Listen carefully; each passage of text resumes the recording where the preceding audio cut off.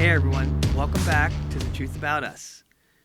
This is the place where we stop hiding, we stop pretending, and we get brutally honest about who we are and what we feel and who we are actually becoming. And we're going to uncover what we're capable of. So I'm your host, Don Cramper from Unstoppable Life, and today, another great topic. We're going to be talking about how we use silence as survival and not weakness. And the reason why.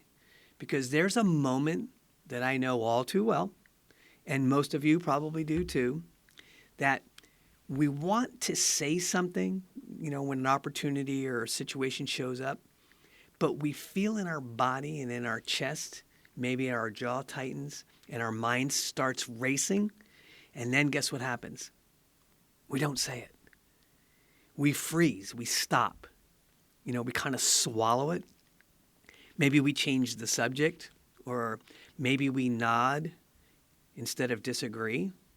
And sometimes we shut down instead of speaking up. And somewhere along the way, we started believing that silence means we're weak.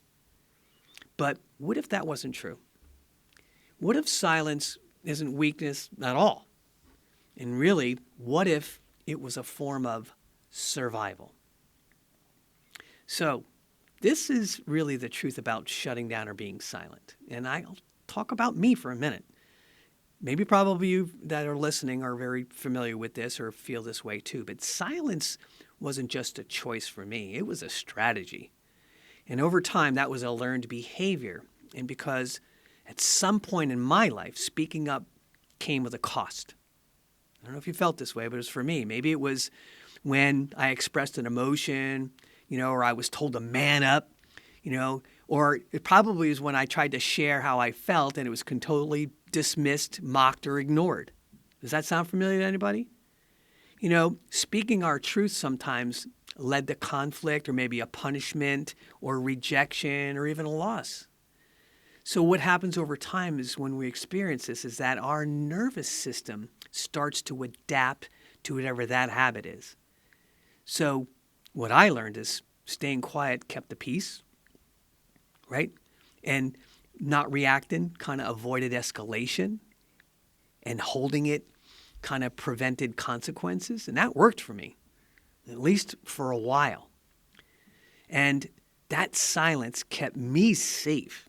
And it helped me survive environments that I didn't feel, honestly, at all safe in. But here's the problem. Every survival strategy that we have isn't meant to last forever, and it doesn't. And so this is why shutting down felt automatic.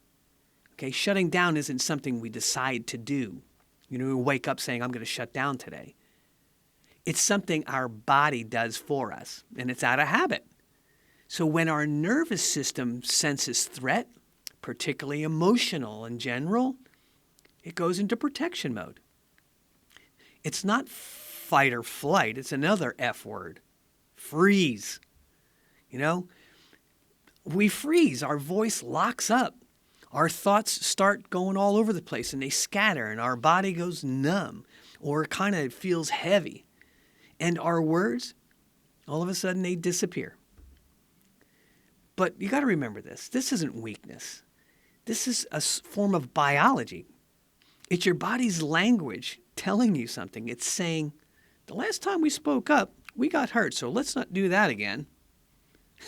So if you've ever wondered, why do I freeze when it matters the most?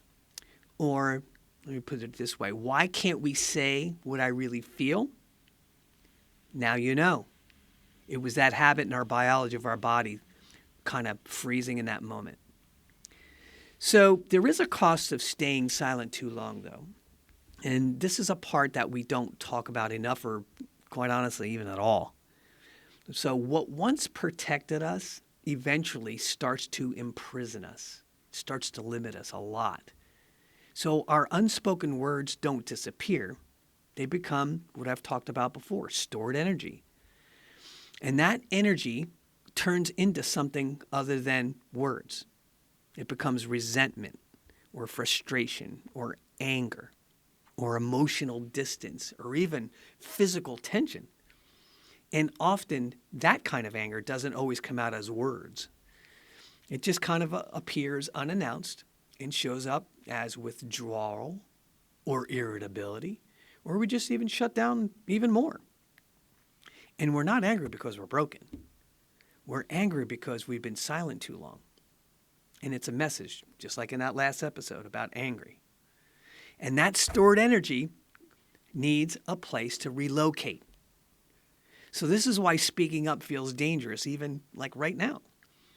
Even when we're in a space, a safe space, or in a relationship, or even with people who care, our body doesn't know the difference between then and now. So the fear shows up, and it shows up as an old feeling. It's not worth it. I'll just make things worse if I say anything. They're not going to understand anyways. You know, that's not our truth talking. That's our history. It's the old movie on repeat. And until we recognize that, we will continue to keep judging ourselves from the old reactions that were imprinted on us from the past. So, what do? We have to reclaim our voice without forcing it. We have to understand that speaking up doesn't start with shouting. You know, we need to be able to raise our voice without yelling or speaking loudly. And how do we do that? Well, it starts with that other A word, awareness. You've heard it before, awareness. Just like most empowerment or transformation tools, awareness is the start where we shift, right? And the shift is, I'm allowed to feel safe expressing myself. You know, you don't need to say everything all at once. We never do, and we shouldn't. And we don't all have to get it right or perfect. And we certainly don't need to justify our feelings. Sometimes we just have to speak up. And it may sound like this. I need a moment. Or just admitting, I don't know how to say this yet, but I'm going to figure it out. Or maybe choosing an honest sentence instead of some misleading speech that our voice doesn't need to be loud or powerful. It just needs to be ours. So, for those, much like myself, I use this, but for those who are still feeling a little voiceless, and if you're like me, you spent years kind of being the strong one, being the one who has it all together, the provider. Now, if you're one of those folks, just like me, and it makes sense that we've learned to hold back and swallow our truth and suppress it a little bit, I've learned that strength is in silence. The strength here is learning when safety no longer requires it. Because we're not broken for shutting down. We're human. And we're allowed and capable, fully capable, to unlearn what we have learned, which is survival mode. We can unlearn it. So in closing, I just want you to remember this. Silence may have kept us alive at least once, but it doesn't have to define who we are now. Yours and mine, our voice matters. Yours and mine, our truth matters.